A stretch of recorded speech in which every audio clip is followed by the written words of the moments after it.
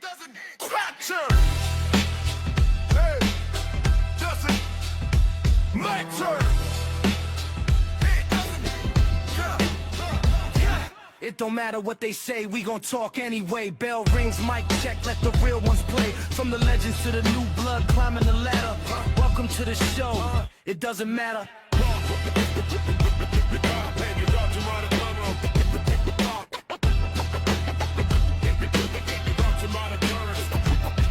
Notorious Dome set the tone, main event status. BDC bring a fire, every take savage. Strap facts with the knowledge, history splatter. Poppy planting no wild cards, say it loud, it doesn't matter. No filter, no bias. This is the It Doesn't Matter podcast.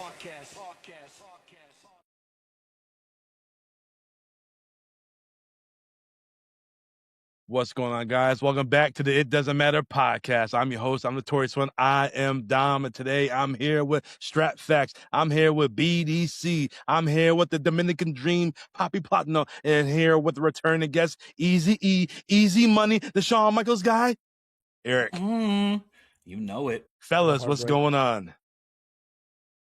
What's good? What's good? Happy day of the week, y'all. Happy day of the week. Yes, it's my favorite day of the week. It's recording day. Tonight, there's no politics. We're not going to talk about no contracts. We're the promoters. We're booking this shit. This show does matter. We're doing a fantasy SuperBrawl, talking WWF, WCW, ECW, all from February of 1996. And I'm going to tell you the champions for the respective brands at the time. Your world heavyweight champion for the WWF at this time is Bret the Hitman Hart. Your IC champion is Gold Dust. Your tag team champions is the Smoking Guns. Pew, pew, pew, pew. And your $1 million champion at the time is Stone Cold Steve Austin.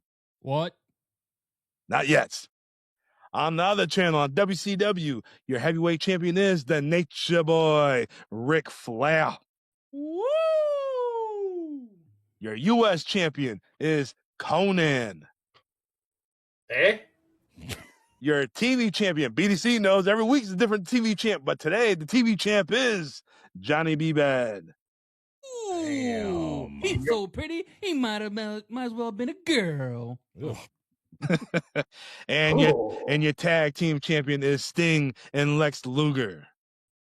All right. That's what I'm talking about. EW, I didn't have that channel. I didn't know what channel it was on. What we gonna find MSG out? midnight. It was on 30. It was on 31 in my neck of the woods. All right. Well, your ECW champion is Raven. Yes. He's Your the champion?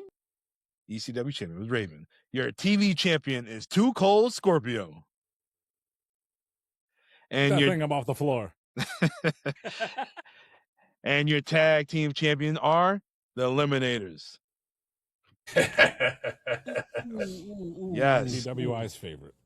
So this is the new generation era right here. We have the WWF, who is family-friendly oriented. The business is declining, and we know who their key stars are at the time. WCW, they moving on up like the Jeffersons. They spending the big bucks, and they're going head-to-head with Monday Night Nitro. And ECW is that underground. And WWF and WCW, they taking what they got. So, we are the bookers. Y'all don't know the card. Somebody want to keep tally? We got 12 matches. WWF, WCW, ECW. I am officially keeping tally. All right. No controversy. BDC? Yes, sir.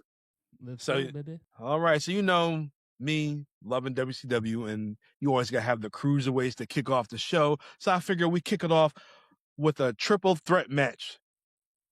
The 1-2-3 Kid taking on Brian Pillman, taking on Sabu. Perfect opener. That's how you kick off a show. Is Sabu coming in at a clean 225? Is that all right? Yeah, I'm looking at all those guys there, not cruiserweights, brother. Sabu was on the early days of Nitro in the cruiserweight division. So I'll give you that one. Pillman's definitely a cruiserweight at that time. Yeah, that's Pillman. Yeah. Basically the loose Back to regular. cannon at this time. 1, 2, 3 kids, a crybaby. And Sabu was just Sabu. Feels Let's like a kick it off with demotion Strap. for Sabu.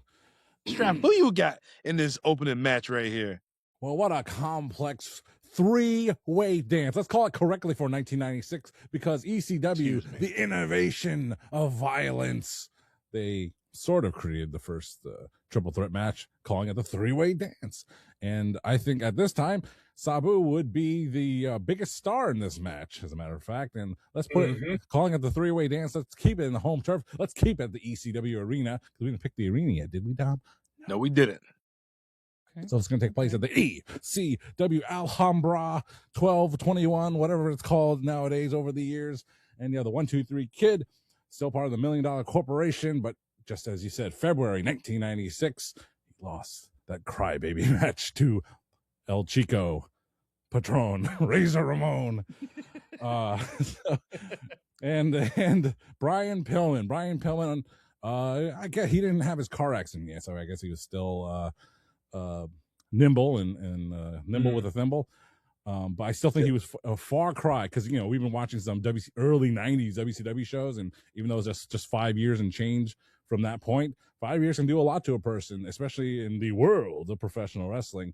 But I think the 1996 Brian Pillman, pre-accident, he still wasn't the same guy that he was as the original Flying Brian. And unfortunately, the 1, 2, 3 Kid, he may be a part of the clique, but his gimmick ain't clicking for me, buddy. So Sabu is my pick to win this three-way dance, kicking off whatever show this is at SuperBrawl. ECW Arena. E-Money, who you got? I like John's reasoning. I think Sabu's the biggest talent there. He's the most over, and I think he's the one that can carry the title. Now, I don't see 1, 2, 3 Kid eating the pin, though. I absolutely see Brian Pillman eating the pin because I think 1, 2, 3 Kid's got the solid future. So I would say you're going to set up a 1, 2, 3 Kid Sabu feud in the future, but I'm still going with Sabu. Big dive off the table, killing Brian Pillman. 1, 2, 3, right there. Boom. Ooh. Premature death. Platino? Might fix his back. I don't know. Jeez. Oh, yeah, I gotta go. Gotta agree with you guys again with Sabu. I mean, with the nicknames that he has, the homicidal, suicidal, genocidal maniac. Right. Who else are you really thinking about? The crybaby? Nah.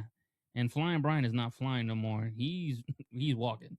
So I'm gonna go with Sabu from now. Only one walking's that crybaby right now, but that's another story. BDC, who you got? God. You know what? I absolutely disagree with absolutely no one. It is absolutely going to be Sabu. There is just no way on God's green that this match is going to stay just a straight cruiserweight match. At some point, there's going to be tables, there's going to be chairs, there's going to be the kitchen sink, there's going to be everything in its mother, and that's Sabu's playground. I mean, even in WCW, for the time that he was there, every week the match ended with somebody going through a table. So trust me when I tell you, Sabu was taking this. It's not even close. Do I think that 1, 2, 3 Kid or Pillman's eating the pin? I kind of agree with it. It's going to be Pillman too.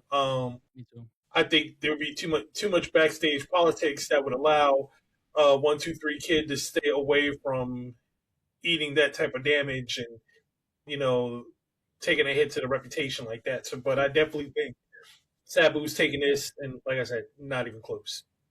All right, well, it's unanimous. Everybody got Sabu. So BDC put one down for ECW. But quick question, quick side note. Between the Crybaby, the Loose Cannon, and Sabu, which one of these characters would Vince push hard in 1996 if he had them? Well, he had one of them already. Pillman. Yeah, I think he's starting to get close to that Loose Cannon character. I also think Pillman has the best look that Vince liked at that time too. Yes. So that also helps. Yeah. Yeah, by far. Can you imagine that? The impending, I bet you it was penciled in there. Brian Pillman and Shawn Michaels in a big program for 96. I bet you. But just unfortunate circumstances happened, and that was unfortunate. But we'll save those things for later. But yeah, Brian Pillman was definitely a major signing for the WWF at that time, and like I said, who knows what would have happened. Definitely, yeah, Vince's type. We know he loves Shawn Michaels, and Pillman was very Shawn-esque. Yes. So he's got sky's attitude. the I limit. love it. Gotta love attitude. Oh yeah, yeah. We signed him. Yeah, Yeah. that's the guy. We don't need Bret. Yeah, you do for 20 years. Yeah. All right, let's get to match number 2. So, all right, ECW is on the board, unanimous. Write that down. Yep, done. Our next match, it could be in the ECW arena, the 2300 arena, John. Strap. You should know that. Our next match, we have Tommy Dreamer taking on Savio Vega. I want to hear BDC's thoughts on this opening match or the second match right here. Regular match. Well, ECW match. Just a one-on-one? One-on-one. Okay, so, I mean, what is there to say? You have Tommy Dreamer, who is well known as the innovator of violence. You have Savio Vega, who is a mainstay in pretty much everywhere he goes as far as his technical ability and his general ability to just get around the ring much faster than a guy his size should. I think that if I really had to go with a straight one-on-one, I think Savio's taking it. I think if there's no tricks, no muss, no fuss, I think it's going to be Savio. I think there would be a counter to something that Dreamer would do that Savio would take and take him down with. That's just my general opinion. If weapons come into play, yeah, it's going to be Dreamer all day. I mean, just is. That's the playground again. But I'm thinking that Savio would take this one, if only for the fact that Savio is literally more of a technical wrestler than Dreamer is. Not saying much. Well, ECW, their matches like no disqualifications for the most part. So every match, everything goes. Yeah, every match and everything goes. So like I said, from a technical standpoint, it's him. If it's we're just throwing everything in the kitchen sink in, yeah, I'm giving that to Dreamer and ECW all day. All right, because BDC got Dreamer. Anybody else got Dreamer? Nah, I got to go with Savio. I got to go with Savio. I think the trajectory of Savio at this time was very high. I think he's incredibly athletic. I think they wanted, I think at this time, the push for Savio was at least ceiling of IC champion. So I really feel like they wanted to get Savio over. And I think that he matches up well with Dreamer, but I think that he's a little bit faster. I think he's a little more athletic, and I think he can get the pin on this one. And so I go Savio on this one. Well, I mean, also bear in mind at this point, you have the I guess what you would call the infinite Dreamer Raven feud, where they were like the top names in the ECW going after each other for what seemed like forever. So, and then Dreamer never got the pin though. He was literally, him and Raven were perpetually pushed in ECW. Perpetual. It was just, there was never a time when they were not being pushed. And Dreamer was like perfect in the lovable loser role. That's all he did. He lost, but you always thought maybe this time he can do it, So I'd pick Savio. All right, so it's 1-up. Platino, who do you got? I'm going with Savio as well. Just He like you said, Boricua? the lovable loser. Yep, I'm Dominican, but I go with the Boricua. His fighting style, just be like you said, be able to move as fast as he could back in the day. It was like a karate style or some type of martial arts that he added to his repertoire. Quang. And he's also yeah. Leave And my also dad you gotta out of remember, this. this is the guy that got Stone Cold Steve Austin in the best shape of his life with those strap matches. And if you really go back to Savio's history with the Caribbean wrestling leagues, he was the man back then. So imagine this guy coming from a different country or a different part of the world and with his repertoire, and then Tommy Dreamer, who's probably still in the business, maybe 4 or 5 years in, he's still not making headways. He's doing very well in ECW, but he's not that top dog. I'm gonna go with Savio just because you said Eric, because he was damn near close to being IC champ, or at least in that vein. So especially going against Steve Austin, I was really thinking, oh, they might push Savio. So I don't know. They didn't have that rivalry just yet, though. Not around this time, but it was coming. I guess I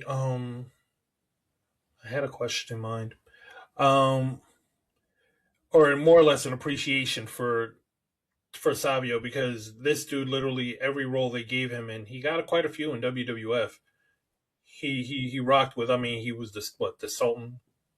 He had a bunch of roles, or actually no, that was Fatu. He was but yeah, he had several roles in WWF, and he could have been the Sultan. He worked them all. He worked them all. So it's 2-1 right now for Savio. Yeah, 2-1 Vega right now. Who you got? Well, it's I'd like to throw this out there because I like to throw things. But if you flash forward a little bit to Mick Foley, because Mick Foley wasn't even there yet, right? But right. That episode of Monday Night Raw in Madison Square Garden where he's feuding with Triple H and Hunter Helmsley, excuse me, and he does that. He goes on the Titantron and he becomes Cactus Jack, and he comes out and everybody pops. So in this scenario with Tommy Dreamer, he's in the ring, he's waiting, he's a name talent, and out comes Puerto Rico's favorite son, TNT. TNT. Yeah. Now, unfortunately, I don't think Puerto Rican wrestling federations have as much exposure as WCW had, or even nowadays that Evolve, Ring of Honor, PWG, whatever, even a couple of years ago before AEW. So, but I would like to book that Tommy Dreamer's in there waiting in the ring, and whatever music TNT, I hope it's famous music, plays, the people go wild because they recognize it, and here he comes, not Savio Vega, but everyone knows it's him because it's not a mask. TNT has a face paint, and here he comes, and they just have a short match. He kind of unfortunately jobs Mr. Dreamer out. This is I think this is a great matchup here. Something it makes sense. Unexpected though. I don't think anyone would ever book it. So that was cool. So this idea just came up as Dom mentioned it, because originally on the face I would say, yeah, totally, Tommy Dreamer beats regular Savio Vega, but I like my new idea better. So TNT via Savio Vega wins this one for me. Just so you know, I'm putting in notes right now. I'm putting Savio Vega, and then I'm putting in hashtags TNT. So there you go. So I got Savio as well. He's officially been added. So yep. Savio got the win. Savio gets the win. Savio's beating Dreamer. Dreamer, he never wins any big match. He's not Big Match John. So yeah, and he'll put Savio over, and that's definitely what's going to happen. Like I said, I only reason I said Dreamer was because everything was in table share, stuff like that. Straight one-on-one match without all that stuff. I still thought it was Vega too. So, all right. So we will give him 4-1 just to give him one, but it's still Vega, and I guess he's under WWF right now. WWF, yep. But do you guys think that Savio Vega would thrive in ECW if he jumped ship? What's that? Do you think Savio Vega would have thrived in ECW if he jumped ship? I think where he was at was perfect for what he was doing. Yeah. It's hard to say because ECW was starting to get flooded, and I mean, if you think about it, ECW had a weird window where like guys were just going there to kind of make some bones before they jumped onto WWE or the WWF, because it was like Rey Mysterio, Eddie Guerrero, when they left WCW, they popped up there for a hot minute and then they ended up in WWF. Same with Stone Cold Steve Austin. He leaves WCW. He pops up in ECW for a short spell, has like 80 different gimmicks, and then he ends up in WWF. So it seemed for a time, it seemed like they were like kind of a launch pad to get people into the next not necessarily having people come down there and just kind of dominate or kind of run the show down there. They had more of their homegrown guys that were coming in and really doing all the legwork, like the Just Incredibles of the world, the Ravens and stuff like that. So it's like I don't see outsider coming in and really taking over like that. They're not gonna shock the I don't system, see it. basically. Yeah, I don't see it. All right. All right. Well, our next match is title for title, the TV title. You have Johnny B. Bad, your WCW TV champ, taking on Too Cold Scorpio, the ECW TV champ.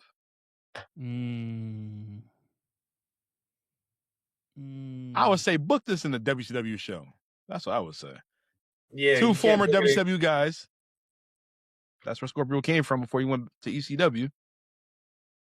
Both flashy. One's pretty. Yeah. Who you got? Yeah, this definitely got to be not Flash Funk version of Too Cold Scorpio, just straight Too Cold Scorpio. Too Cold Scorpio, what we've seen in the ECW. The flips, he wasn't really dancing as much. He's keeping it real. Mm-hmm. And Johnny B. Bad, you know, the Bad Blaster and the kiss that you don't miss. And I think he might even have the Diamond Doll at the time, too. I don't know. Man, this is well, yeah, he has the doll at this point because the doll helps him win the TV title. So he has her at this point. You know what both guys are capable of doing, so. Yeah. Eric, who you got? Ooh. I mean, you're talking in 96 when there's not a lot of flippy stuff going on, and it's still in its like infancy, at least, you know, in the US. So these two guys going at it, it's going to be a show stealer. There's just no doubt about it. Yeah. Both of them are so talented, and they're just well equipped to face each other. You know, it's going to be nonstop action. But I think that Johnny B. Bad's got the edge on Too Cold Scorpio in this one. Like I said, he has the Diamond Doll with him as well. I think he is capable of continuing with a long TV title run. And yeah, I think it's a great, like, high octane back and forth match. I'm not talking any jobbing, but I think Johnny B. Bad pulls it out. What you? I want to agree with you, but something about Too Cold, man. You talk about keeping it real. That flippy stuff's gonna go out the water when it's coming to this type of match. I know he has probably one of the greatest high flying moves I've ever seen, and when Dom showed it to me, I was like, did he really just do what he just did? Yeah. Too Cold, for everything that we know, he is a bad mofo backstage. You mess with that dude, he's really gonna give you some business. But we're not talking about that. We're talking about the in-ring stuff. Johnny B. Bad, obviously, Mark Merrill, a Golden Gloves champion multiple times, and probably one of the best gimmicks at that time from '96, and probably one of the top 7 TV champions in WCW history. I'll give him that. But something about Too Cold, man. I got to give the edge to Too Cold. He's a little bit on the heavier side. He can move a little bit quicker, and he's gonna probably figure out a way that's not gonna be flashy. But I feel like Too Cold will end up getting a small package on Johnny B. Bad, and he's gonna sneak out a win. It's split right now. BDC, who you got? Yeah, I love Too Cold Scorpio because dude is just on it in the ring. That being said, I'm looking at Johnny B. Bad different at this point because his feud with Diamond Dallas Page, because Diamond Dallas Page at that point, you know, you didn't really know a lot about him, but you was really starting to see what he was capable of doing in the ring despite the gimmick. And him and Johnny B. Bad had really had a war coming up to him finally winning the World TV title. And I think it's important to note, if this TV title is being actually defended on TV, I don't know. If it's being defended off of TV, Johnny B. Bad is definitely taking it because dude literally defended that title every week during dark matches for like 3 months. Literally. Check the So, archives. Nitro Podcast. Like we were like, why is the TV title the only title that's not defended on TV? Why? But I think there was just something to that feud that puts him up a little higher than Scorpio at this moment. It's not by much. It's gonna be close. It's not gonna be like anybody's dominate. It's gonna be a long match. It's gonna be a little bit of everything. But like how you think it might be like a small package or something. It's gonna be something very unexpected. It's not gonna be like, oh, he just hit his finisher. It's gonna be something out of nowhere. It's gonna be something out of nowhere. But I think I will go with bad on this one. All right, 2-1 right now. Johnny be bad. Johnny Strap Facts. Who you got? Too Cold Strap. Unfortunately, Too Cold Scorpio just never had any booking support. I mean, I know you just said he was the TV champion ECW, but that's ECW. This is taking place in a WCW ring where the ring is sacred. Okay. I mean, I can just picture it in my head very easily because, they were both WCW guys. So I can easily see Too Cold and Mark Marrow going at it on the gray nitro mat, And, but I think, like I said, Too Cold, like I said, even though he's TV champion, he just never really had booking support behind him that I saw. I mean, I can't say that I saw every one of his matches or even a lot of them. But just the feeling I get is that he just was never pushed, and unfortunately, and he's up against Johnny B. Bad here, and hey, I always like Johnny B. Bad. So favoritism at its best or worst, I pick Johnny B. Bad. Well, for me, I have to go with Johnny B. Bad. I like both guys growing up as a kid, but Johnny always stuck out more. He was more flamboyant. He was, he's a character that the fans loved, the bad blaster and had the girl, like I said, the diamond doll. It was cool, and the big capes and all that stuff like that. And Too Cold, all he's gonna give you in the WCW ring, he's just gonna dance. He's gonna do little flips. That's it. Johnny's gonna knock him out. Yeah, Johnny B. Bad it is. So Beanie, see what's the count? We got what? One WCW, one ECW, one WWF. 1-1-1. All right, well, our next match number 4, WWF versus WCW. We've got Old School taking on the Blue Blood. We have, representing the Old School, Arn Anderson taking on Hunter Hearst Helmsley. Mm-hmm. Hunter Hearst Helmsley, he's working his way up to the top. Arn Anderson, he's that ring general. He'll test the waters to see if you got it or not. So, Plot know had a reaction to that. We're going to kick it off with him. Who do you got? One guy I cannot stand, and I'm going to pick him. Triple H. Triple H. Hunter Hearst Helmsley, the Blue Blood from Greenwich, Connecticut, will be getting the win over the simple Arn Anderson because his arm is going limp soon. At this point, it's gone, baby. Sorry, baby. Arn Anderson ain't winning this.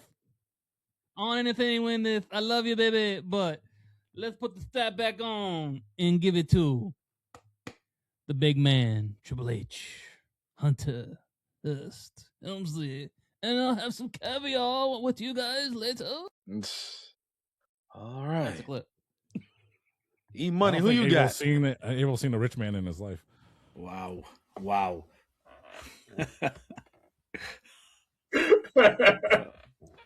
E-Money, who So you at got? This time, man, let me tell you, I Hunter Hearst Helmsley, that gimmick is money, honestly. And I say that in all due respect to Arn Anderson, but like Hunter's on the rise for me. As a booker, I'm looking at this guy and I'm seeing top tier heel talent that's maybe he doesn't win the world title, but he's always going to be in that mix to screw around with the number one face. And he's very Arn's young at on the this time, too. twilight of his career at this point.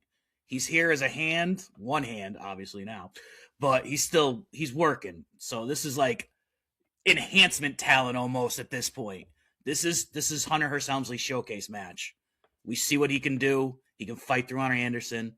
Hits the pedigree. 1, 2, 3. I'm rolling with Hunter because I see him in the future getting big title shots, getting to that level where, you know, he's in the main event. Even scrawny ass Hunter at that point, it's still money because of that gimmick. Because it's a real gimmick. Like, this isn't like a dumps, you know, Duke the Dumpster Drosy here. This is Greenwich. You know, he's hoity-toity. He's gonna piss the fans off, and he's young, and he's gonna prove himself in this match. And I'm gonna go Hunter. BDC. Yeah, I completely forgot about the fact that Double A's arm is going to fall off. But because I was thinking of how this match will go before that, and it will be a clink, but I kind of was on the same boat that it would still be Hunter Hearst Helmsley taking it.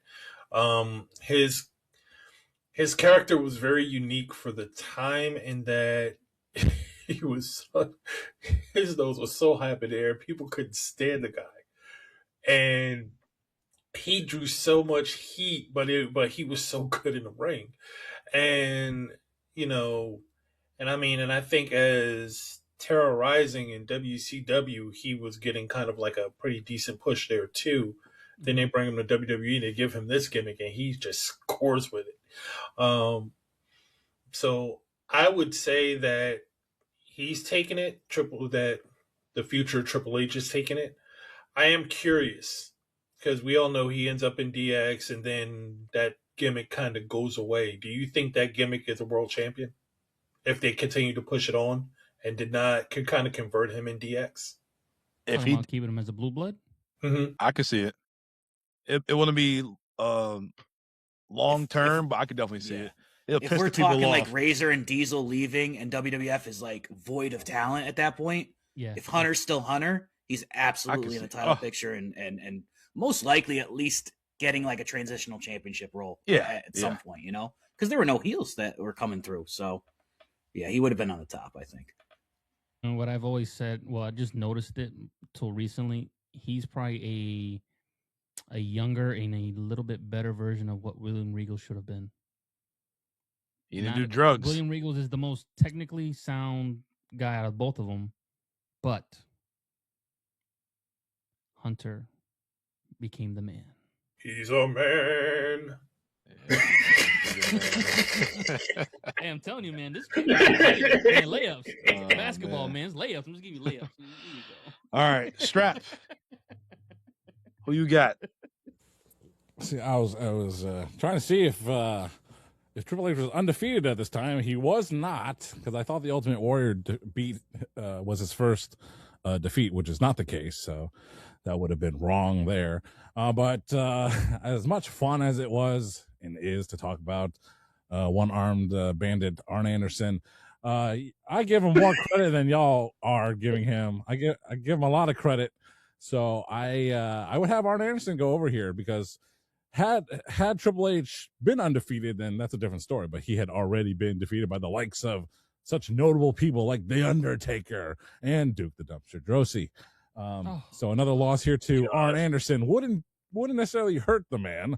Arn Anderson, I think he could pull out some interesting things. Arn Anderson always has solid work in the ring. I can just picture his DDTs and his spine busters right now, and they're picture perfect.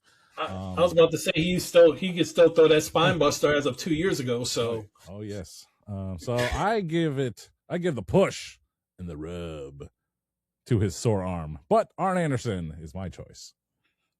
All right. Well, I got Hunter Hearst Helmsley because Arn's definitely gonna put this guy over. He's gonna make him look good because he sees the potential in Hunter Hearst Helmsley. And Arn, he's a giving guy. His time's almost up. He's gonna give his spot in a couple of years. Not my spot, your spot.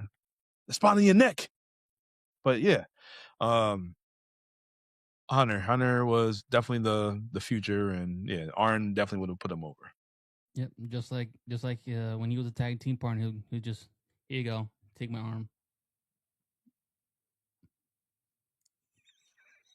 So we got WWF on the board again. So, Hell. But I'm going to hell with a title. That's it. WWF on the board. yep. Our So- next match. Champ versus champ. Goldust, your Intercontinental Champion, taking on Conan. Now, is this? Oh yeah, this is not NWO Conan. Nah, No, this is This is just the this big is Mexican, just Super Mex. Conan. He's not. Yeah, he's not Filthy Animals. He's not Wolfpack. He's none of that yet. He's just there. Super Mex. Is he still wearing a mask or is he maskless at this point? He's maskless. He's maskless. Okay. Yeah. I think it should be a flag match. I mean, you make sure that L is in that word, okay? Make this a flag match.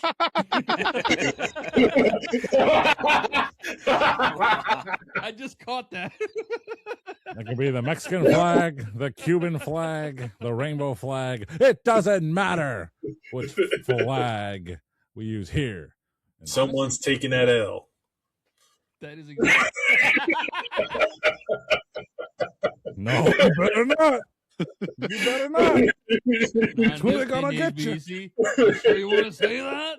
Well, You sure you want to say that? since Stratfax wants to be a flag match. Strap, who you got winning this flag match? Forgot what we were talking about for a moment, but looks like Conan. Is, yes. What just is as the you flag said. design in this flag match, Stratford? I'm just curious. Well, yeah, he's the Describe Mexican, it for us. He's a Grand wide. Lucha champion of Mexico. Yeah, Conan. Gold. I mean, Gold. This was Goldust's year, 1996. He was very, very hot. So it's tough. And Conan, he's a really huge deal at this time. They are even, they're using a number 2 HB pencil, booking him against Hulk Hogan. A champion versus champion match, but that just never happened that way. But I think Goldust is running so hot here that he takes the win over Conan. It's if you squint your eyes, which comes very easy to some people in this chat. Conan could be a version of Razor Ramon, another Latino hero that's a real Latino, perhaps, instead of Mr. Airwolf Scott Hall. So you can probably do the same bit, the same routine, plug and play. But again, I choose Goldust here because I think he was on a very hot streak in 1996. E-Money, who you got? As a booker, I see both of these guys both on hot streaks, both really good talents, and I kind of want to protect both of them at this point. I like the match. I like how, intertwines, and I don't think this should be a one-off. I'd probably have Conan win by DQ. I'd have Goldust low blow, something nefarious, but, Goldust-esque to cost him the match but keep his title. So I'd go with Conan, but I'd go with DQ. Actually, not mad at the concept. Not mad at the concept. Because I was going to say that I thought Goldust would take it because he would get so far in Conan's head that Conan would just flip out and not be able to actively wrestle the type of match he would want to wrestle against him. We've seen so many times where Goldust gets in people's heads so terribly bad that they just want nothing to do with him. And I could definitely see him because in this version of Goldust was at the peak of those powers. And I could definitely see him playing so many mind games on him that he would just drop the ball time and time again. So for that reason, because in a technical match, a one-on-one technical match, Dustin Reynolds is good. He's not Conan good, but the mind games would definitely tear him apart. So I'm going Goldust for that reason. Platino? Yeah, I'm gonna go with Goldie just because the simple fact, like you said, the mind games, and Conan's like just like John said, Conan's gonna probably be the Scott Hall, Razor Ramon type character when Goldie was mess with him here and there, to the point where I can see him messing with him with one of the #1 songs of that time, the Macarena. So I can see him messing with him, just like, come on, I got you. Do this. So wrong. Yeah. So wrong. So wrong. So is it unanimous right now? Everybody got Goldust? I took Conan by DQ. Oh, you took Conan by DQ. All right. Yeah. Well, for me, I got Goldust. The mind games would definitely get the best of Conan. Goldust would do something like, "I've never been to the south of the border," and he'll do something wild. He'll just mess up Conan. You practiced that in the mirror. I know you did. Don't have the side hustle as ASMR. When you guys really brought up the flag match, I was really thinking like, oh, Goldie would really fuck with him even more. Oh my god. Going to plant. Goldust to come out with the Mexican flag all wrapped around him, naked and some shit like that. Just the mind games. It'd be some wild shit like that. You don't even have to. You don't even have to care for the flag. He's like, take my flag.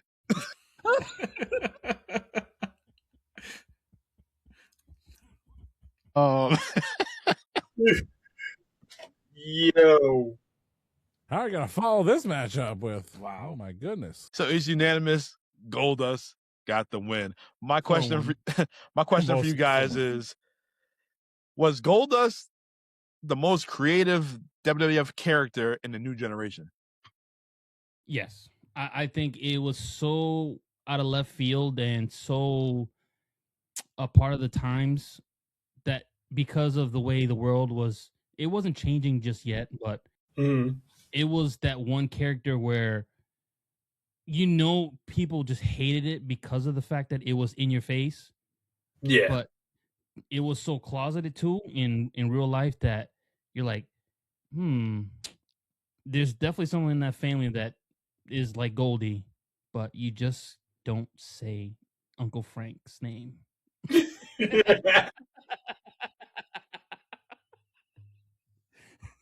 So BDC, what's the count right now? All right. Who's so in the right lead? now, WWF has a 3-1-1 lead. Well, let's see if WWF can win this next match. Our next match is a tag team showcase. It's going to be a street fight. We have the Godwins, Henry O and Phineas, taking on the Nasty Boys. Ooh, BSK versus Hogan's Boys. Hogan Run Wild. Hogan Basically. knows best. I don't know who you got.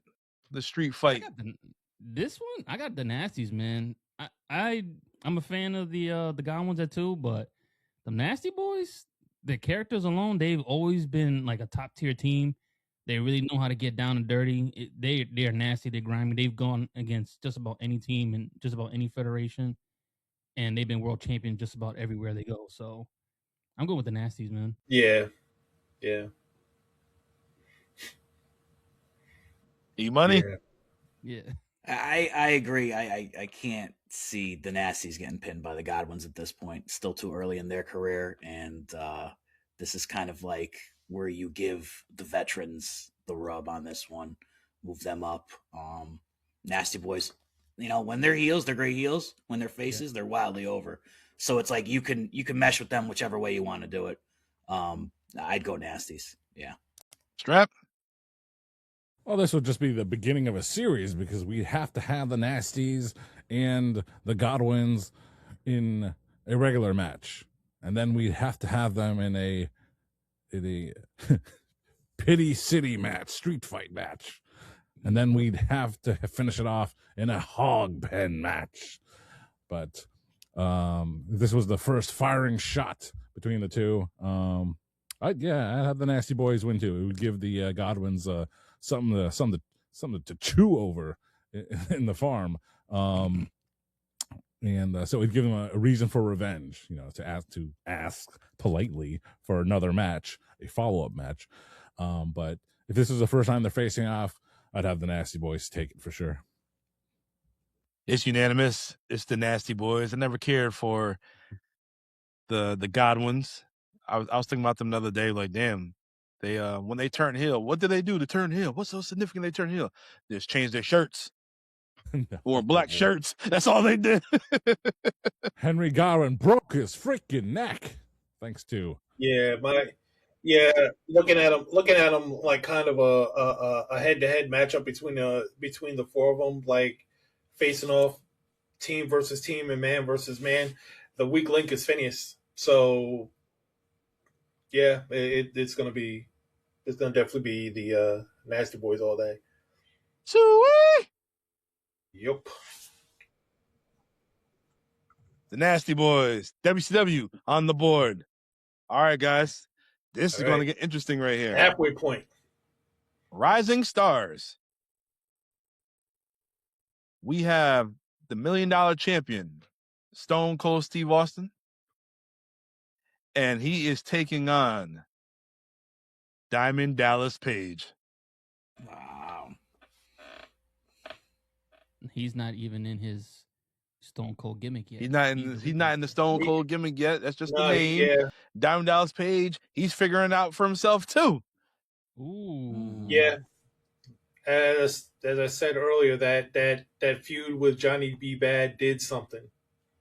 It opened up a lot of eyes on DDP. And like you said, Stone Cold, I mean, he may have had the name at this point, but he certainly did not have the gimmick yet. He was still basically the ringmaster. Did he have Stone Cold on it already, or was he just Steve Austin?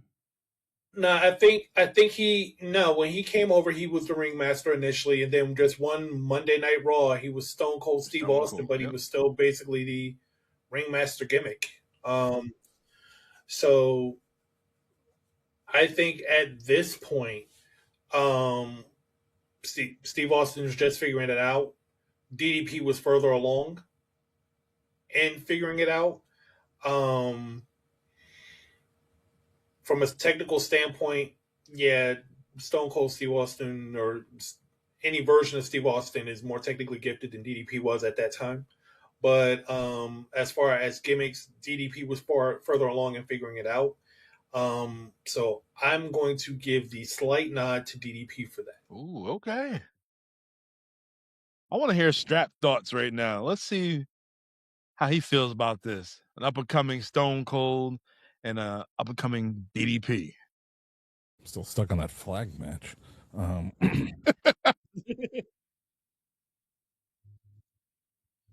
But yeah, right here you got a fresh, we're not sure if he's the ringmaster, if he's Stone Cold Steve Austin yet. I couldn't Google it. I tried.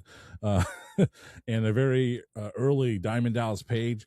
And that's what's so great about the year 1996 is because every major superstar that a ton of people know, or when they first started watching wrestling all those years ago, it's a tough call. But just like BDC mentioned, at this time, even though DDP had been wrestling for a few years there, Steve Austin was still, now he wasn't the man we know today, but he was still like a technical maven in the ring. So right here at this time, it would be Stone Cold Steve Austin taking the win here because DDP just hadn't found himself yet.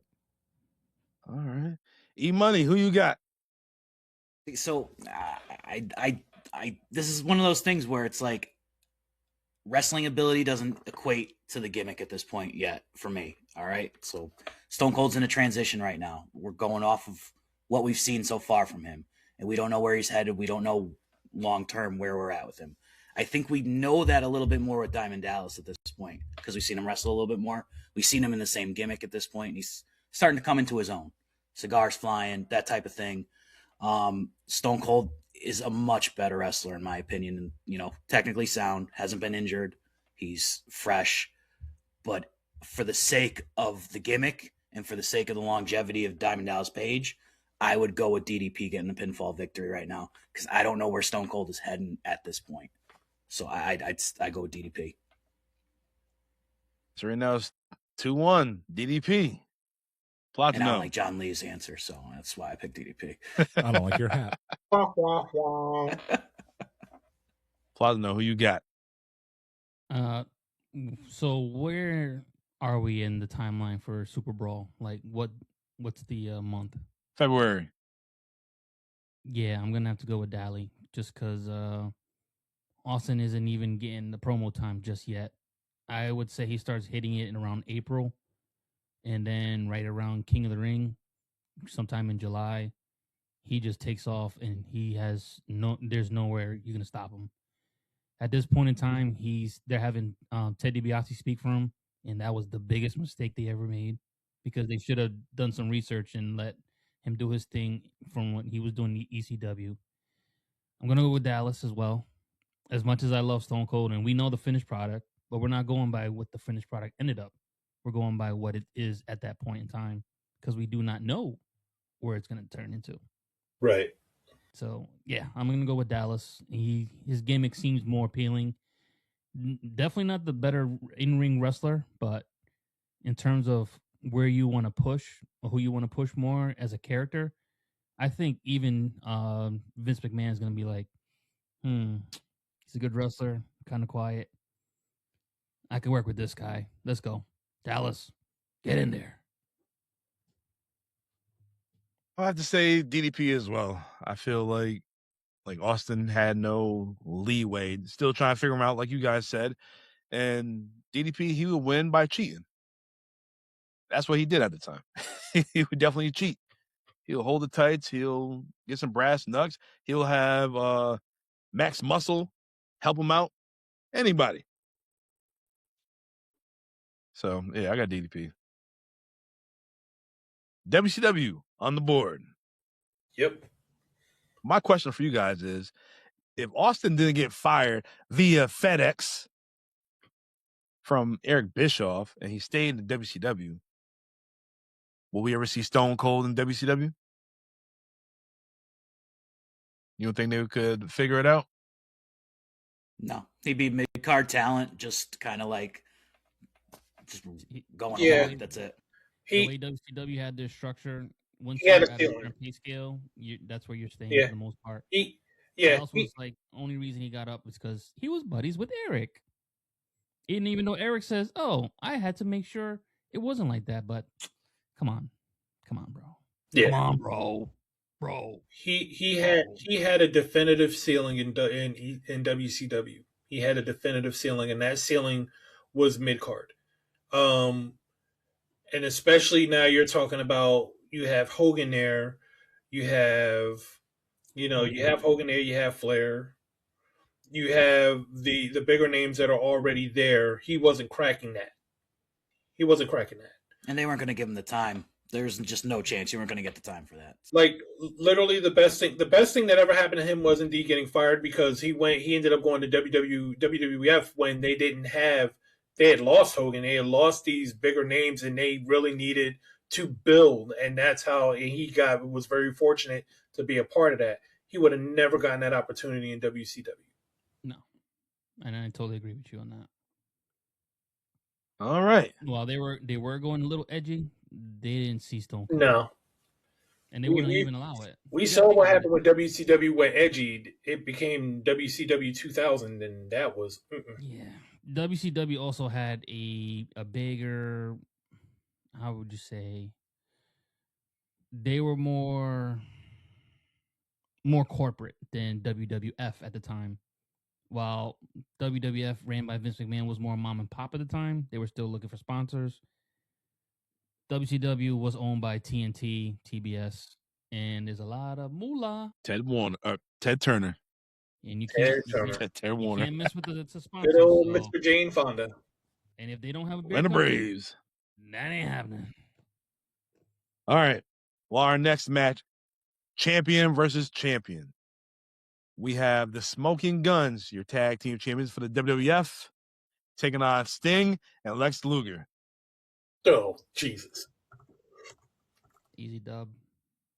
It's not even fair. Do we even have to even discuss this one?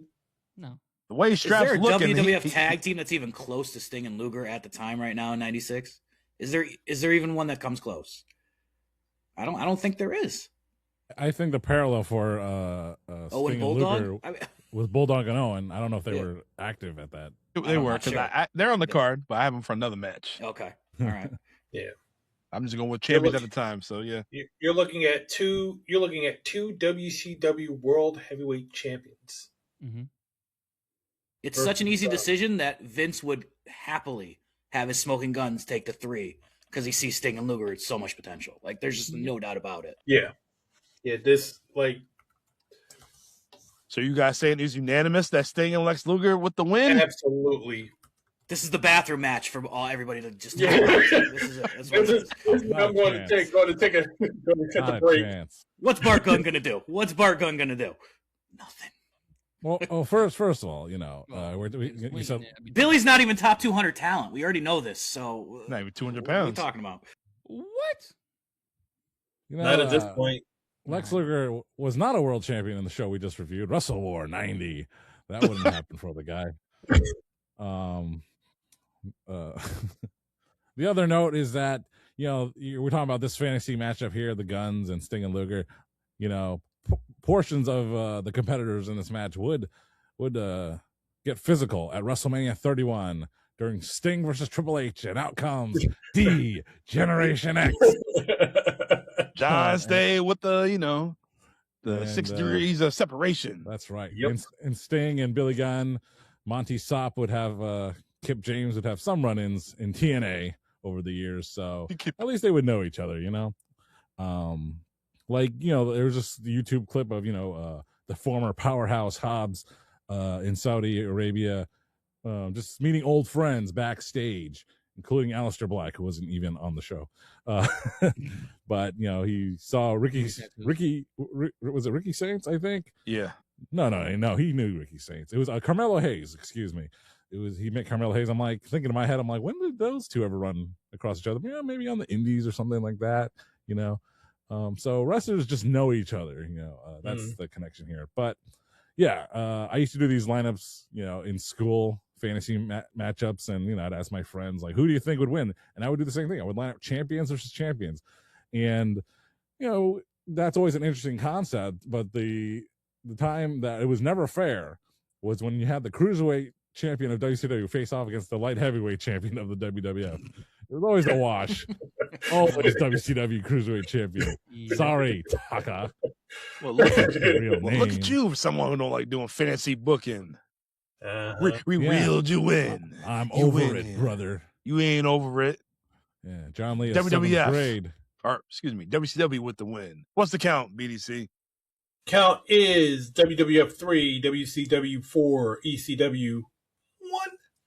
You know, if you wanted some dumb booking, then yeah, you could have But- the Smoking Guns win, based on the fact that Luger and Sting were feuding with each other passive aggressively the whole time they were champions together. So you could do Yeah, that, but- but that's still be dumb.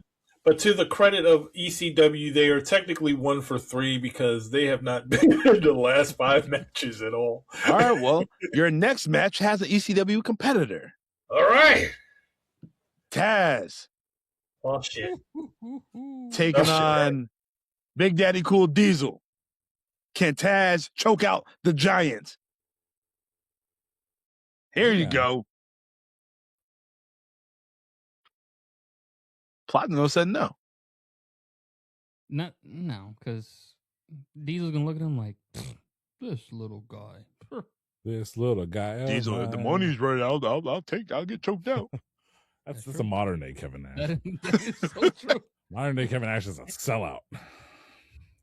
Facts. But yeah, that is an interesting concept. You know, Taz, the little stick of dynamite that he is. Hey, no pun intended, AEW. But no, it just ain't happening. Not at that time. Sorry. Diesel, The- everybody Yeah, got Gives him a Diesel. big boot. It's over. Not for nothing. This is the same guy. He wasn't there yet. But this is the same guy who eventually faced off against Bam Bam Bigelow and had one of the biggest spots in ECW history, where he had him in the transmission, and Bam Bam Bigelow had to push him, but had to put him through the ring to get him off of him. Who's I more mean, he's- giving at that time, Bigelow Huh? or Nash? Who's more giving in matches at this? Who's time? more giving? Oh, that's easy. That's Bigelow. Bam Bam. Bam Bam is more giving. At Bam the Bam is time- gonna look you out. At this Not time, Jay Diesel Jones. was a bitch. Man, he lost the Diesel title. was clickish. I mean, I could see it. I could see, that version of Taz, totally doing the Taz mission, choking out Kevin Nash. Kevin Nash, I texted Don this. I was like watching, that the heel run of Diesel in late 95, 96. And I was like, I'm watching this. It reminds me of like Drew McIntyre now. Like he's just A little bitch. He's big, he's imposing, he's physically intimidating, but he just acts like an asshole for no reason whatsoever, and it's great. It's popping the longtime fans, maybe not like kids and stuff like that, but I think the work is great. So I can see like Kevin Nash, like not obviously not giving him much, but then he will give him like, all right, you can put the submission on me and I'll do a tap out, but wink wink, everyone knows you can't really beat me, something like that. Yeah. So everybody got Diesel. Yeah, I can't unfortunately, possibly pick Taz in this one. Yeah. unfortunately, because I mean, straight up, I mean, Taz's gimmick was killer at that point, but Diesel's still 7 foot. So If you have Taz going over, I think it's huge for the crowd. I think it's incredible. absolutely. Like Hey, it's just not believable. It's where is this match taking place? If it's taking place in the ECW arena, Oh Lord. Oh no. Hell, if it's taking place in the ECW arena, then you got Bill Wait a minute, Alfonso. hold on. Even what's in the ECW arena, didn't when Bam Bam and Taz went through the ring, didn't Bam Bam still get the win? He won, yeah. Because he went through, literally put So up never mind. So yeah, never mind, Diesel. Well, that was that was in '98. So like we were just getting this version of Taz because he had been the Taz Maniac before that. But yeah, this was around the time he was really starting to make that name, and people were starting to really chant the Taz is gonna kill you thing. So yeah, All right, so it's unanimous. It is Diesel. it is Diesel. But I'll tell you this right now: if this was a legit fight, I got Taz.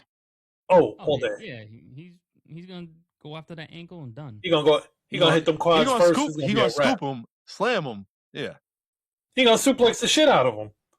yeah. If it's a legit fight, yes. Yeah, like He's already got the leverage right there. like that upper half ain't for show. He gonna suplex the shit out of Diesel. That's gonna happen. But don't be on your neck, brother. Yeah, that's gonna Ain't happen. nothing you could do about it. Yeah, when Taz learned English, he became so verbose. Steiner Brothers taught him. That's what happened. All right, so WWF is on the board. Sorry, ECW, because you're not in this next match. All right, here we go. We have Harlem Heat taking on Owen Hart and the British Bulldog. Oh, I told you I saved it for a brother match. For a brother match? Yeah, brothers. Very good, very good. Hart, we come for you, sucker. Oh man. Sorry. Dang, y'all taking a long time to respond. Who wants to Harlem Heat start? versus the Canadians by proxy. Yeah, it's tough because like we like them both. They're both equally statured, more or less. So yeah, that's why our dramatic pause is here. Sorry, we have nothing for you. That's good. And I mean, I booked well. Then that's all that matters. yeah, and this is the Harlem Heat. Harlem Heat actually lost their tag straps to Sting and Luger, in January. So like they're right off of that, but they literally was back and forth in the tag team title picture the entire year. Owen and Bulldog, it's tough because it's like Owen and Bulldog, both of them are excellent tag team wrestlers in their own right with respective teams, and were pretty decent teams together. Bulldog's not the same guy that he was in the early 90s. He wasn't that guy anymore. Owen Hart was really coming into his own, but Bulldog was not that guy anymore. The only knock I would have in Harlem Heat was if they were still with Sister Sherry at that point. She was leaving them left and right every other week, so they didn't really have a support system outside the ring. But I don't. Jeez, this is hard. This is hard. Um, I'm only gonna give it to the Heat because, like I said, Bulldog wasn't the same guy that he was earlier in the '90s. He wasn't that guy anymore. So I'm gonna give it to Heat based on that alone. Um, yeah, I'm giving it to Heat on that alone. You know, sometimes like a video game or even the search engine, you know, it's loading and it's loading for a ridiculously long amount of time, and then it gives you the answer. That's me, because I've given it some thought just now. So there you go, Dom. I came up with a solution for you. For here, I would give it to Owen and the Bulldog, only because, and it's weird to say this, but in the Harlem Heat team at around that time, I would say Booker T was like the weak link in that. Even though we know he went on to have a great career and outlasted Stevie Ray, but I can imagine a scenario where Booker T just does something, he messes up something, you know, banana peel, he slips, and you know they get placed there by Owen Hart, of course. But something like that where Booker T takes the fall because of an easy mistake. So that's where I give it to Owen and the Bulldog. Dom, you know, he said, as he's saying that, what did I literally think about? Those matches where one of them was getting pinned and the other one was too busy outside fighting somebody else to even go realize that he was getting pinned in the ring. These are booking tropes that we've seen and that we know. It's you just got to pick the right one sometimes. Unfortunately for me, I got Owen and the Bulldog because them two dudes, they're just good. They figured things out, and we don't know what Owen's going to do. I can keep seeing this shit. I visualize this shit. Once I put the shit on pen to paper, I can see Owen taking their nasal strips. I keep seeing that shit. Like, I visualize that shit. Like, the boys can't breathe. They can't breathe. I can see it happening. And then Bulldog with a power slam, match over. I can see that. My God. That is hilarious. On the nose strips, and he has superpower now. Oh, my God. Well, Hilarious. You know where I'm going with Owen. Oh, man. E-Money, who you got? This is my favorite, man. I got to go with Owen and Bulldog as well. I feel like Harlem Heat was on a losing streak, losing the titles to Sting and Luger at that time. Tension's kind of there. Owen and Bulldog, they're going to pull off some shenanigans as well. And they are, you know, they've been a tag team for a little bit. They know what they're doing. I think they can use the win more than Harlem Heat. I like to see Harlem Heat on that downturn to see if we're going to split them or if they're going to rise back up. But I give Owen and Bulldog because WWF tag teams are so bad right now. I need to give it to them. And think about it. If Sister Sherry was with Harlem Heat, you have Jim Cornette outside too, and he's going to distract her with that big racket that he has. And yeah, there you go. So 4-1. Yeah. On the Bulldog take it, and WWF is up 5-4-1. All right. I have a sinking feeling ECW is not winning this. They just Did they get like a Moneyball match where it's worth like 4 points just because you haven't put them in there at all? How about this one? This next one could be a Moneyball match right here. And then we're going to kick it off with you. Easy. Special attraction. The future meets the present at this time. This match right here is going to steal the show. I already know it. Wait till y'all hear who it is. On the WWF side, Shawn Michaels. Okay. Heartbreak Kid. ECW, Rob Van Dam.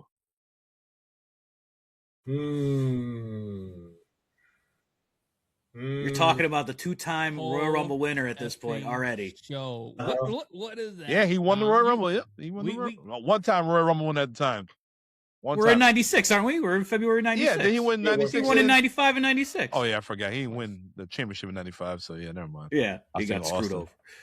Jenny McCarthy. Oh, yeah. All right, so yeah, RVD and Shawn Michaels. A dream match. It's an absolute dream match. Hold on, Strat, did we ever get that in the later years? Did it actually happen? Yeah. Yeah. While Shawn was champ. It might have been for the World Well, title. I know it was like Elimination Chamber, right? Right after the Elimination Chamber, yeah. Yeah, right after. only televised one-on-one match, and He kicked his head off. It's best left to the fantasy matchup that we have here. Yeah. Oh man, I mean, I can't. This is gonna. You got to give him 25 minutes. Okay. Absolutely. All right, we have to do that. Everybody's gonna get their stuff in. It's not only gonna steal the show, but this is probably gonna be the match of the year. I don't know how you possibly top this unless there's a gimmick I added onto it. Strap, look it up. Who was match of the year in '96? Look it up for me, please. Go ahead. Well, it depends on who you ask. WrestleMania 12. No, I'm just kidding. The wrong people would tell you it was Shawn Michaels and Bret Hart. Real quick. At the time, it was wonderful. No, it wasn't. At the time, it was wonderful. We're It covering has not aged gracefully at all. Oh, we already covered it. Never mind. Yeah. Michael's trajectory is too hot right now. And I can't have him. Even RVD being as good as he is, it's going to be a showcase where both of them win in terms of what RVD shows. But HBK is getting the W from me. Totally agree with you on this one, man. As much as I can't stand HBK, I'm always going to be a Bret guy, but HBK just wins the Royal Rumble at this time too. Again, he's on his way to beat my best wrestler, in my opinion, the best wrestler of all time, Bret the Hitman Hart. And you ain't stopping that, man. You just couldn't. It's one of those undeniable things where you look at the guy and you're like, he's got it. He's got everything you'd want, and you ain't stopping it. This was a case of the irresistible force meeting the very movable object. The very movable object being RVD. HBK was not only on a roll, he was basically being jettisoned forward. There, like has already been said, there's literally nothing that is stopping that train at this point. He was going top tier, and he was taking everybody with him. So definitely HBK here. It is of interesting note that you were asking about match of the year. Was it Bret and And Shawn? of course, Bret Hart and Shawn Michaels showed up. But you got to hear some of these other ones that came up too. So, according to Wrestling Observer, it was Shawn Michaels versus Mankind. Ooh. That was It was also SummerSlam, right? That's Mind Games, I think. Mind Games. yeah, Mind Games. Okay.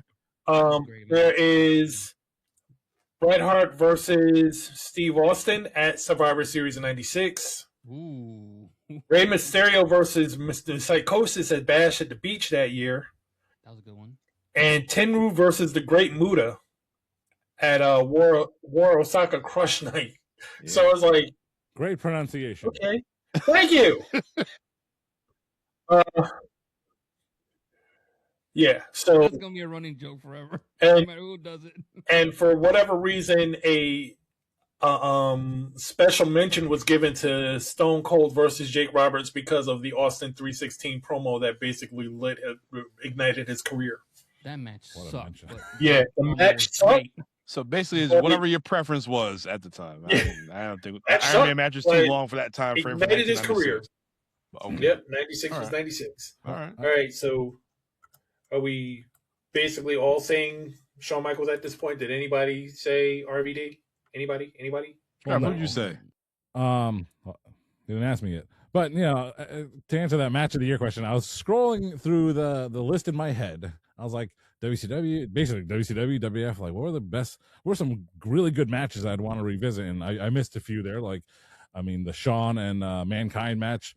I didn't watch. I hadn't seen it for years, and I still think I haven't watched it.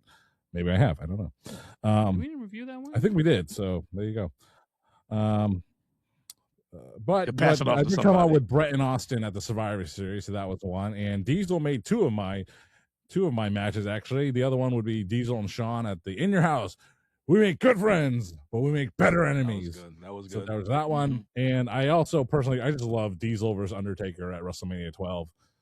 A show we A should sleeper review. match, absolutely. Yeah. So I like that one a lot, but I guess there's really not much to choose from. But all the headlines said Bret and Shawn Iron Man match because it truly was one of a kind. Speaking of one of a kind, RVD and Shawn Michaels here. Literally one. It's Shawn Michaels because already, he was in Japan the last couple of years before this. And WCW. We're talking about booking here. So Shawn Michaels just too hot. He's just the man here, and he just. I imagine him just, not flash pin necessarily, but just he just they're even Steven, and then Shawn just gets him with that super kick, and RVD is just out. So Shawn Michaels takes it. Can't forget a Sid match in there. I know Sid versus Shawn somewhere in there. That's deserves a good mention too. I think so. The Rumble was prior to that. Yeah, they wrestled at the Survivor Series '96 also. The Undertaker descended to the ceiling like Batman to face Nick in a brand new suit. It's unanimous. It's Shawn Michaels. I feel like if it was an ECW arena right here, RVD will bring Shawn to the extreme. Shawn's going to get a little more edge, setting him up for the Attitude Era. We are in the new generation era right now. It will definitely put him over the edge and get him ready for the Attitude Era. And yeah, Shawn's hot. Unfortunately, it's Shawn Michaels. WWF on the board. But one thing about ECW in this card right here, this whole card right here, they're in the hunt. They just ain't winning. They like the Mets. All right, our next match. You know your dad's going to disown you for that. Man, he'll lose it too. All his teams suck. You hear that? That's a clip. Raiders, Knicks, Mets. They're all losers. Oh. I'm telling you, Dad. I'm telling you. Tell him, market clip 115.38. I know this motherfucker ain't talking right now. My teams win chips. Anyways, next match, three-way dance, triple threat, whatever you want to call it. We have a double casket match. Double casket match? Oh, wow. We have Benoit's. Holy. All right, see you next week. Wow. Jesus. I think they lose. Oh. My God.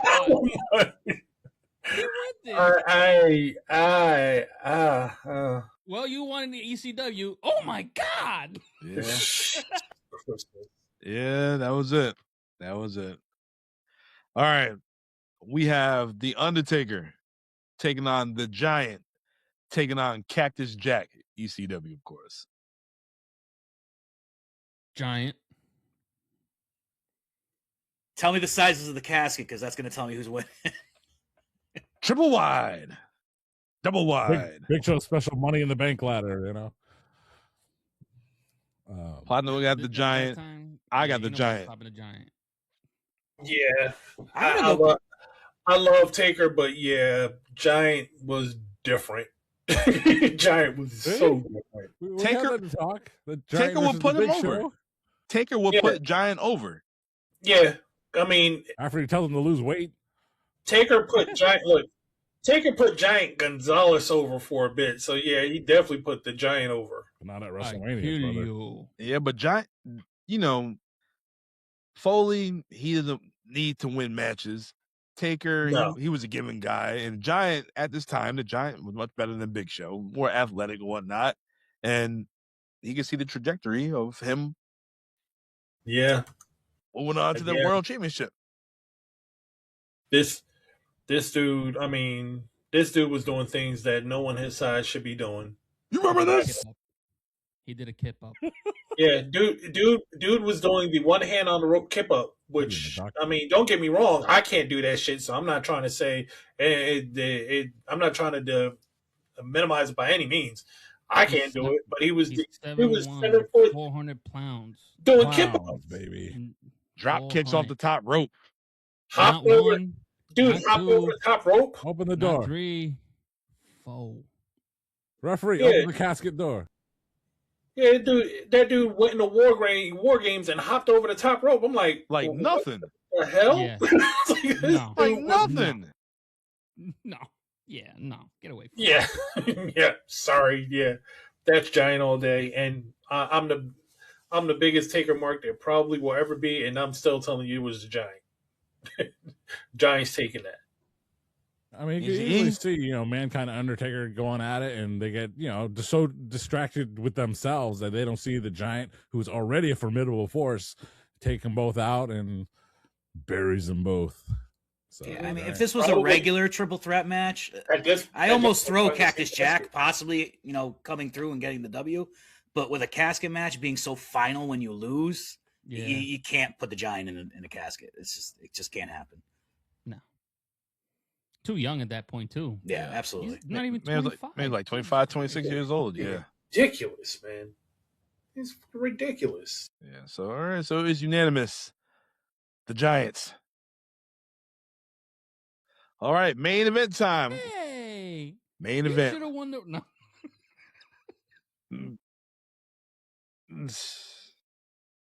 You remember when we were... Yeah! Ruin his career. That'll forever be funny. That'll forever be funny. All right, main event time.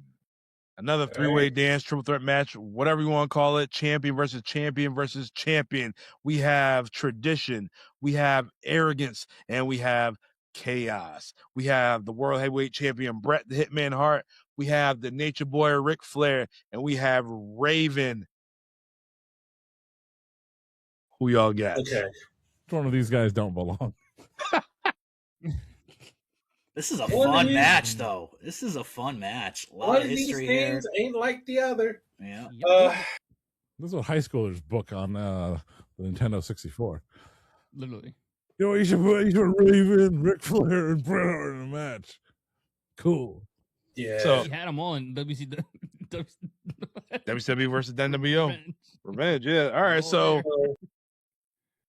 I know it's down to 2. I know that. I know this for a fact. But as a fan, who you guys are emotionally invested in this match? Hitman. Definitely.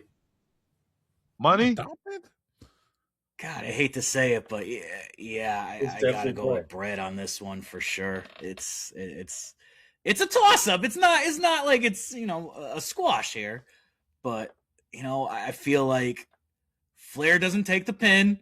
Raven's got it. Raven's got a tap. Raven's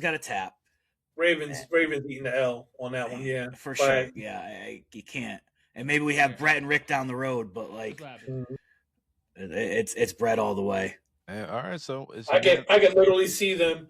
I could literally see them battling each other out for who's gonna submit Raven. I can see Ric Flair putting him in the figure 4, Bret Hart coming in, kicking him, then putting him in the sharpshooter. Ric Flair getting up, hitting him in the back of the head, and then putting him back in the figure 4 leg lock, and they would just be going back and forth, and Raven would just be tapping out all over the place. It would. Mm-hmm. I see Ric Flair just leaving ringside, like walking away, and then Bret Hart Bret Hart gets him in the sharpshooter, and that's the end for. So that's how I see that. So everybody got Bret winning this match. Yep. All right. Yeah.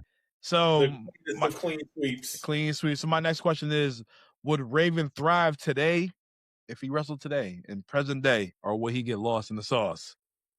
Which company is he going? It doesn't matter. Okay. Raven's gimmick in any company in this day and age, it's similar to kind of like Bray Wyatt, that mysterious, kind of like going against the grain type thing. I think it's sorely needed in every company, and it's always got a place. So, and he's talented enough where he can carry his matches as well. So he would thrive for sure. I think, and I just don't feel like he would reach the level that Bray did. Though Bray's a little bit different, a little bit more right. And I'm not like trying to do a 1-for-1 comparison. I'm just saying the gimmick is style it is. But and I mean, for this to work, it's basically 3 main ingredients. Raven's creativity is 1 right off the bat. He's got that in spades. Number 2, like you said, a company that would need that type of a gimmick. You got a heel slot that would work with that gimmick, which all WCW, AEW, WWF, TNA, they all have an opening like that. And you need wrestlers that are not really being utilized that can be in his flock, which all of them have. So it would work. It would work no matter what. It would just be a matter of the longevity of how long it would actually last and what they plan on doing with it. But he could definitely make it thrive at least short term, anywhere. You know, unlike some athletes and superstars, it's not about the physical. It's not their bodies. It's not the moves that they're doing or putting themselves in danger. For Raven, it's all mental. It's all mind games. It's all there. So he could, and he's run the gamut. He's played like, you know, the grungy rundown character, and he's played Johnny Polo. He's the upper echelon, you know. So that's his range. That's Raven's. What's his real name? Scott Levy's range. Scott Levy. You know? So yeah, Raven would fit in any generation.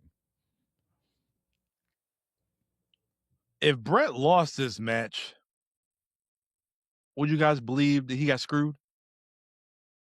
Yeah. If he lost to Raven, yes. It's a work, brother. It's a work. Last question for this show right here. So BDC, before I get to my last question, what's the count? Did WWF win?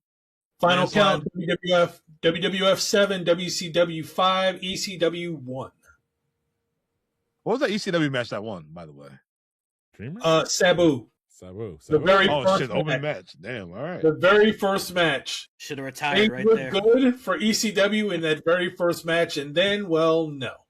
Yep. This is like the WrestleMania in Orlando, headlined by Edge and Undertaker, where, you know, Taz and Joey Styles had one 38-second match to call. They're sitting at ringside for 4 to 5 hours with nothing to do. Sitting there drinking water. Getting paid. All right. Well, which company would complain about the booking? WWF, WCW, or ECW? ECW would. Excuse me, sir. Publicly. They would feel they were not fairly represented. And they weren't. I think you could add somebody into this match so we can get a better chance. So, for the record, WWE only had one match where WWF only had one match where WWF wasn't involved. WCW had 3. ECW had 7.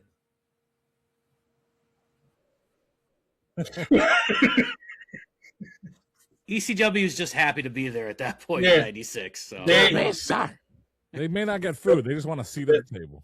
The participation trophy. The catering was delicious for ECW. Yeah. Thank you. Yeah. Better than that bingo hole food. You know, Vince is cutting him a little check on the side just for being there, so it's all right. Yeah, I mean, ECW and WWF are tied together financially. No one knew it at the time. We know it now. We know it now. Oh, there you go. Excuse me, sir. You need to put more ECW wrestlers on this card because I can't afford to pay them. You are.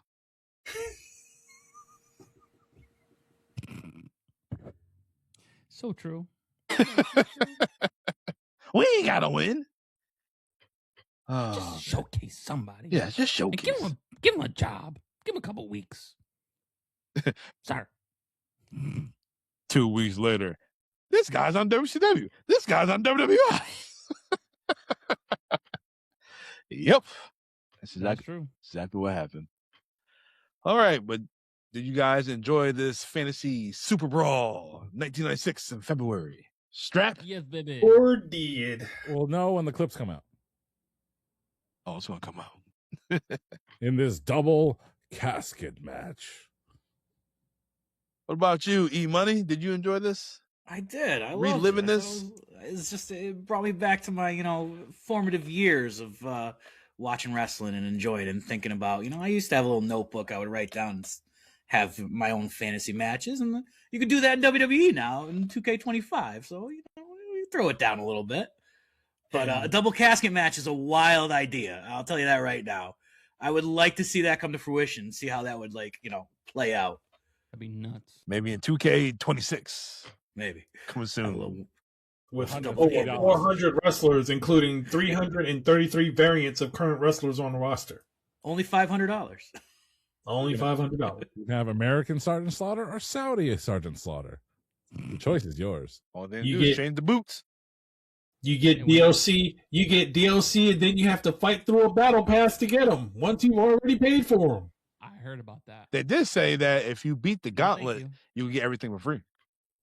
What gauntlet? They got a new gauntlet mode, and if you can use CM Punk and win 20 matches straight, you unlock everything for free, which you know that's not going to happen. So, What 'cause mode? around- on easy? That's Phil's going to be tired. And Because if around you, on that, and you can do with around AJ Lee match too. 19, it's gonna become no disqualification, and random folks gonna just show up and just bip them with chairs. And then Brock Lesnar's coming in clean house. You're gonna Brock play that. Lesnar You're gonna play comes that in. for 25 minutes and get guy number 19 to pin you, and you're just gonna throw the game out the window. That's it. Yep. Brock Lesnar comes in, all his finishers done. Man, I'm done. That's it. All right. Well, I'm glad you guys enjoy this. We should definitely do this again sometime soon. But next week is Platino's Choice, and we're closing out the month of February with No Way Out 2000. I'm going to run through the card right quick. Let's hear what y'all got to think. All right. Open match, Kurt Angle and Chris Jericho for the Intercontinental Championship. After this, we have the tag team titles. We have the Dudley Boys taking on the New Age Outlaws, if you didn't know. After this, we got Mark Henry taking on Viscera. Well, can't win them all. And then, 99% cacao. Yeah. after this, we have Edge and Christian taking on the Hardy Boys. Well, see, That's a I brought banger. it back. I brought it back for you Yeah, guys. yeah. And then we have Taz taking on the Big Boss Man. Well, you know, It's I was a little far cry drunk- from I'm- Diesel, but okay. I'm drinking a little bit, but More along the lines of Bam Bam. Yeah. After this, we got a no holds barred match. We have X-Pac, not the 1, 2, 3 kid, X-Pac taking on Kane. Oh, is this the Tory Angle? yeah. Tori's involved. So, Yep. Yeah, that was a very vengeful Kane at that time. Good times. Good times. All right. After After this, we have Too Cool, Rikishi, Sky Tuhati, and Grandmaster Sexay taking on the Radicals, the Chris Benoit, Dean Malenko, and Perry Saturn. Wow. Full casket match, right, John?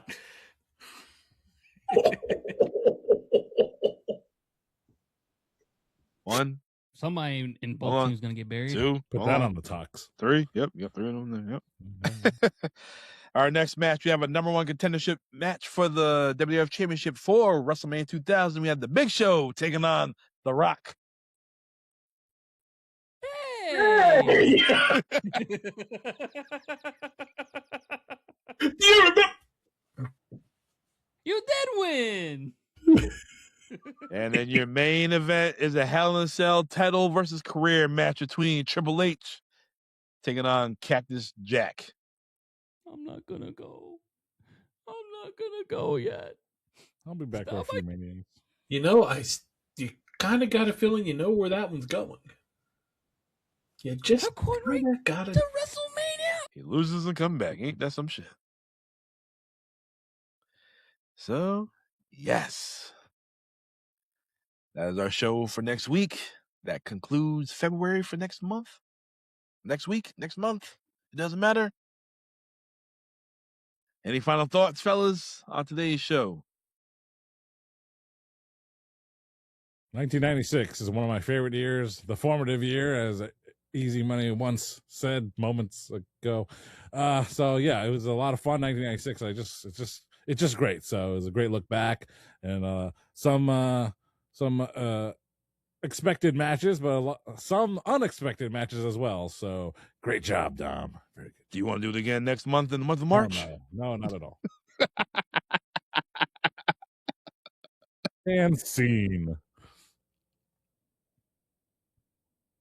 For Strat Facts, I'm here at BDC. I'm here at Poppy Platinum. I'm here with E Money, the Shawn Michaels guy. Guys, remember to like, subscribe, share, comments. It doesn't matter. And we will see you guys next time. Boo. Cause you got no chance to beat WWF. Where No was Ahmed chance. Johnson? That's all I gotta say. Now I'm a little upset. Yeah, Dom, Where was where Ahmed Ahmed? Johnson? He was hurt. He was at the Diddy party with all that baby oil. Oh, We will see no. y'all next time. Later.